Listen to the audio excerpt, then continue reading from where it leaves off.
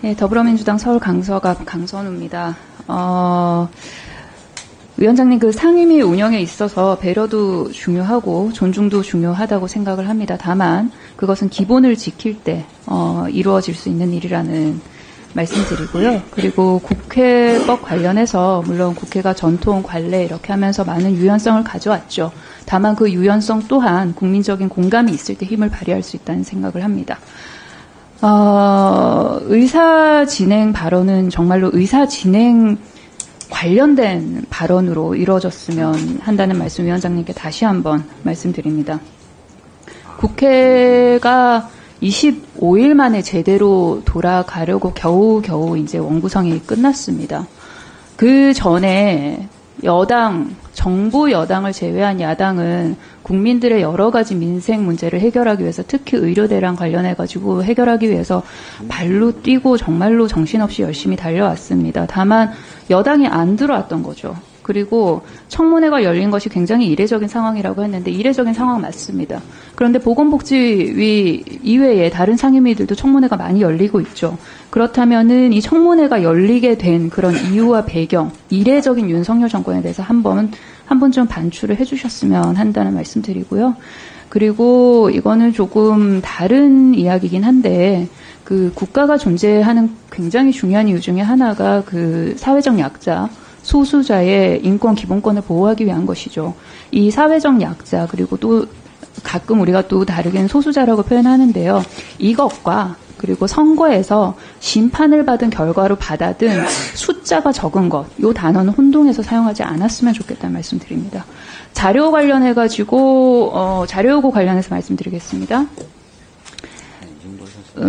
국내 40개 대학의 보건복지부에 제출한 수요 조사서 제출해 주시고요.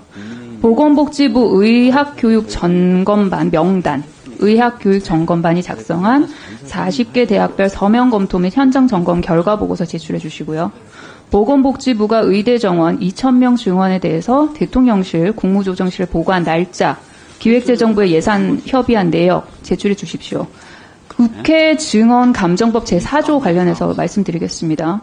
군사, 외교, 대북관계, 국가기밀 관한 사항으로서 그 발표로 말미암아 국가 안위에 중대한 영향을 미치는 경우가 아닌 이상 자료 제출하도록 정하고 있습니다. 이상입니다. 강선우 간사님 말씀 중에 김미애 의원님께서 짧게 꼭 말씀을 하셔야 되겠다 그러셔서 다시 한번 기회를 좀 드리도록 하겠습니다.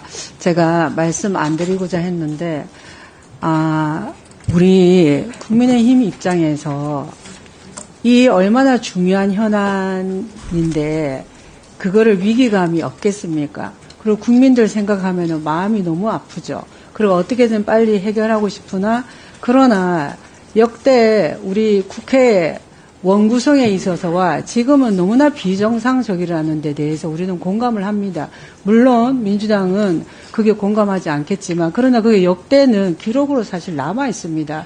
그걸 보면서 제가 우리가 그래도 조금이라도 우리 보건복지만큼은 유연성을 발휘해 주십사 했고 이 청문회를 보이콧하기 힘들죠.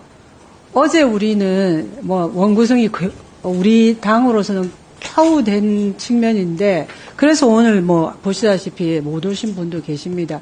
이러한 상황에서 이 중요한 현안에 대해서 가급적이면 야당 간사로서는 우리의 국민의힘 의원들 전원이 참석한 상태에서 특히 초선 의원님들은 첫 번째 질입니다. 본회의장에 가보지도 못하고 이런 것들에 대해서 조금은 배려해 주십사 하고 오늘 이 의사일정이 양당 간의 협의 없이 이루어졌지만 그러나 국회법에 따라서 의결 절차를 밟았고 아까 말씀드린 것처럼 충분히 통지 절차를 마쳤기 때문에 오늘 소중한 시간 내서 오신 증인 참고인들 이분들 사정을 배려 저는 생각을 해서 또 존중하는 거죠. 그래서 정말 마음이 힘들지만 이 자리에 왔습니다. 하시고 싶은 말씀들 많겠지만 그런 점도 조금은 좀 이해를 해 주시고 그 과정에서 오늘 말씀하신 대로 원하시는 대로 이렇게 비상적으로 이례적으로 의료계 관련해서 청문회가 개최되었습니다. 그렇다면 우리 국민의힘 의원들 입장도 조금 헤아려서 그런 부분에 있어서 서로가 발언에 있어서 수위를 좀 조정하시고 그렇게 해주시길 좀 당부드립니다.